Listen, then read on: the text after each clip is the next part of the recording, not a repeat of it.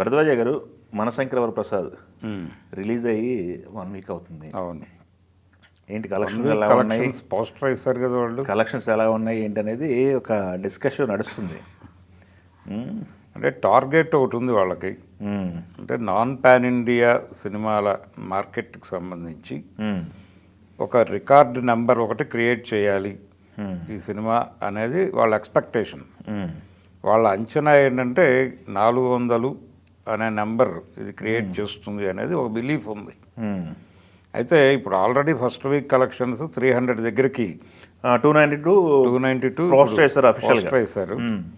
So పెద్ద దూరమేం లేదు, దానికి ఇంకా రిసెప్షన్ ఉంది సినిమాకి అనే వాతావరణం ఉంది.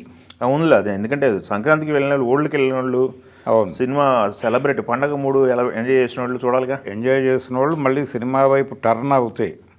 ఆ టర్న్ అయినటువంటి ఆడియన్స్ తాలూకా ఇది రావాలి, ఆ రిపోర్ట్ వచ్చేస్తే వాళ్ళు అనుకున్న లక్ష్యానికి లక్ష్యం చేరొచ్చు, లేదు దానికి కొద్దిపాటి దూరంలో ఆగచ్చు కూడా.